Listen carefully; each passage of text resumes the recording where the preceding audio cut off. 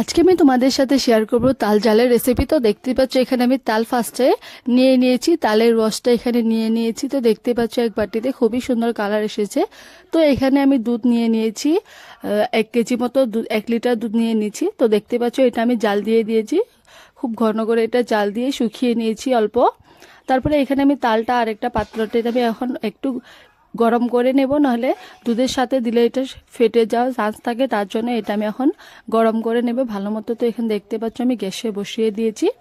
তো এটা ভালো করে নাড়িয়ে দিতে হবে, নাহলে তল দিয়ে যাতে লেগে না যায়, তার জন্য এভাবে লাড়িয়ে নিতে হবে। তো দেখতেই পাচ্ছ তো আমার এখানে তালটা দেখতে পাচ্ছ পুরা জাল এসে পড়েছে। তো দেখতেই পাচ্ছ আবার এটা একটু পড়ে গিয়েছে, তো আমি অন্য একটা কাজ করতেছিলাম, তো এখানে দেখতে পাচ্ছ কিছু না।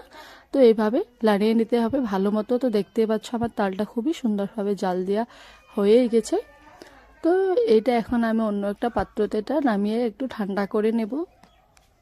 তো দেখতেই পাচ্ছ তালের রসটা খুবই সুন্দর লাগছে, এখানে কালারটাও খুবই ভালো। তো এখানে গ্যাসের আঁচটা আমি বন্ধ করে দিয়েছি, এটা একটুটা আমি ঠান্ডা করে নেব। তো এখন আমি দুধটা যেটা জাল দিয়ে রেখেছিলাম সেই দুধটা এখন দেখতে পাচ্ছ, সেই দুধটাতে এখন আমি অল্প পরিমাণে চিনি ঢেলে দেব। তো চিনি এখানে আমি ফার্স্ট সুজি দিয়েছি, সুজিটা মিশিয়ে নেব ভালো মতো। সুজিটা যখন ফুটে যাব এভাবে, সুজিটা যখন ফুটে যাবে তার মধ্যে আমি তেজপাতা নিয়েছি, তো তেজপাতা ঢেলে দিয়েছি। তো সেইটা আবার মিশিয়ে নেব।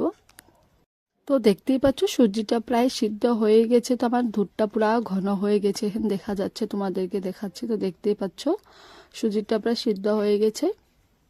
তো এইভাবে আরেকটু টাইম নাড়িয়ে নিতে হবে।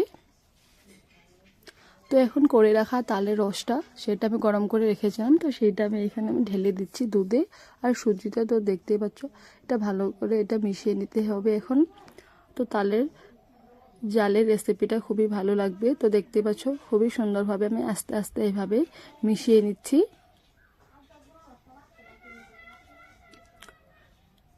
এইভাবে তোমরা আস্তে আস্তে করে নিতে পারো, এটা খুবই টেস্টি হয়। তালের পিঠে বা তালের বড়ার সাথে খেতে বহুত ভালো লাগে। তো তার জন্য এটা তালের বড়া যখন বানাবে অবশ্যই এটা ঘরে তোমরা ট্রাই করতে পারো। তারপরে এখানে আমি চিনি আধা বাটি নিয়েছিলাম, সেইটা ঢেলে দিয়েছি। তারপরে এখানে দেখতে পাচ্ছ আমি নারিকেল কুড়িয়ে রেখেছিলাম, তো সেটা আমি এখানে ঢেলে দিয়েছি। তো ঢেলে দিয়ে এটা ভালো করে এটা নাড়িয়ে নিতে হবে।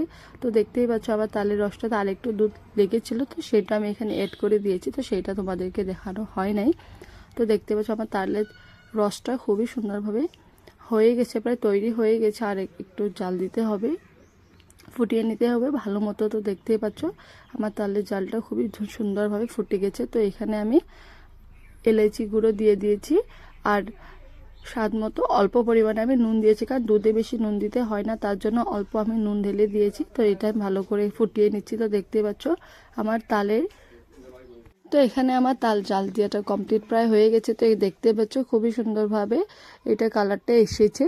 তো আমি একটু টাইম জন্য এটা নাড়িয়ে নিচ্ছি। তো দেখতে পাচ্ছ তোমাদেরকে দেখাচ্ছি খুবই একটু ঘন হয়েছে, নারিকেল সুজি এইসব আছে তার জন্য। এবার এটা তোমরা ঘরে অবশ্যই একবার ট্রাই করে দেখতে পারো, খুবই ভালো লাগে, তালে পিঠের সাথে খেতে খুবই ভালো লাগে।